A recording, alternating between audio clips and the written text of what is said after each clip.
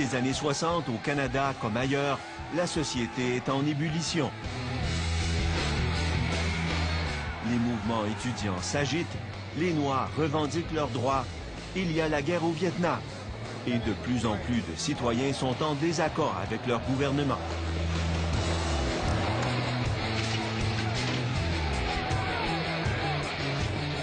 Daniel Waterloo milite pour plusieurs de ces causes. Il est un des fondateurs du mouvement intellectuel et ouvrier patriote du Québec. Il participe aux manifestations pour McGill français.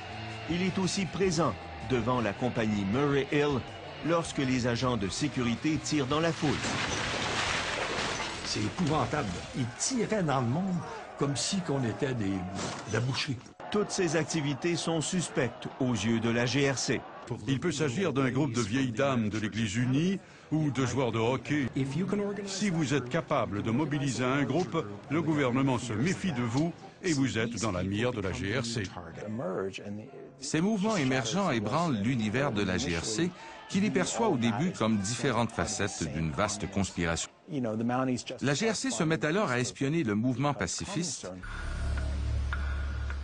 Parmi les documents que nous avons obtenus dans cette enquête se trouve un rapport de surveillance de la GRC lors d'une manifestation pacifiste en 1964.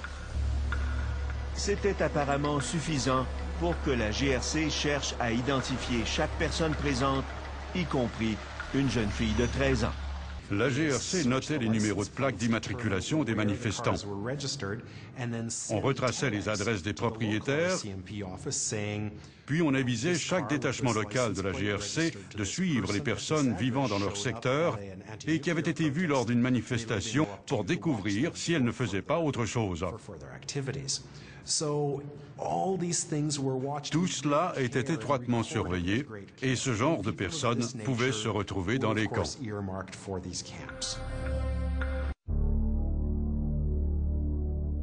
À la même époque, une menace à la sécurité nationale, pourtant bien réelle, se développe au Québec.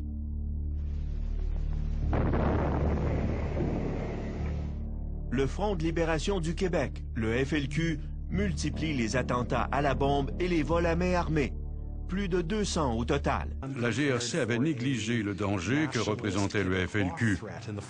Elle ne savait pas quoi faire. Ces gens n'étaient pas sur leur liste, bien que le programme continuait à fonctionner. À l'automne 70, des membres du FLQ enlèvent le diplomate britannique James Richard Cross, puis le vice-premier ministre du Québec, Pierre Laporte. C'est la crise d'octobre. Ottawa invoque la loi des mesures de guerre, la même loi sous laquelle est constitué le programme Pro-Funk, afin de donner des pouvoirs d'arrestation plus étendus à la police. Mais pour arrêter qui exactement? 200 ou 300 citoyens étaient vraiment recherchés par la police. Leur nom se trouvait sur une liste dont on n'a jamais su exactement d'où elle venait.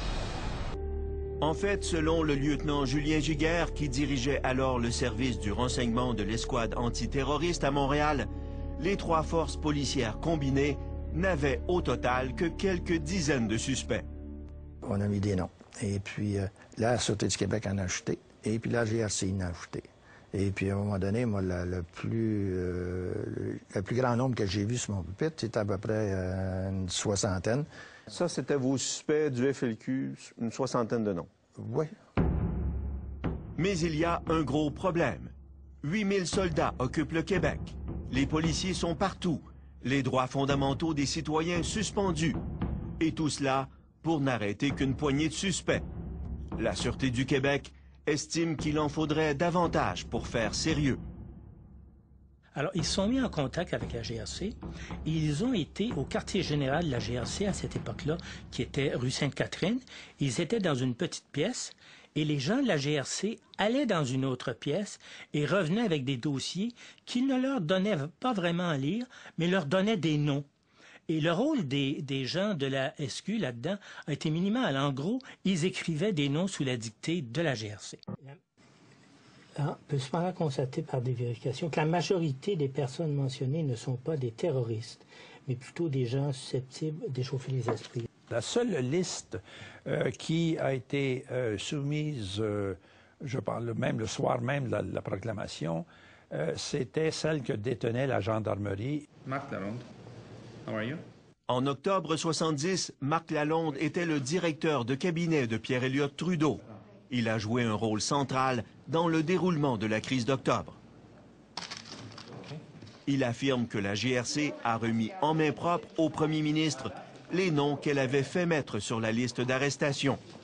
M. Trudeau a alors confié le document au ministre Gérard Pelletier pour avoir son avis. On a utilisé ces listes-là pour confectionner la liste des arrestations pour la crise d'octobre. Alors, quand à la dernière minute, ils se sont ramassés avec l'enlèvement de Cross et qu'il fallait, on leur a dit, mais quelle information avez-vous? Ils ont sorti cette liste-là, j'imagine, de leur tiroir. Waterloo passera 3 mois en prison. Il sera un des derniers détenus de la crise d'octobre à être relâché en janvier 1971. L'accusation sera abandonnée. Il ne recevra jamais d'excuses. Chaque année, j'ai trouvé d'autres exemples où des erreurs étaient faites. Nous lui avons montré des documents du programme à l'époque où il en était responsable. Ça, c'est une liste d'arrestations en cas de déclenchement de conflit. Alors, il n'était pas discuté quand j'étais solliciteur général, j'étais pas familier.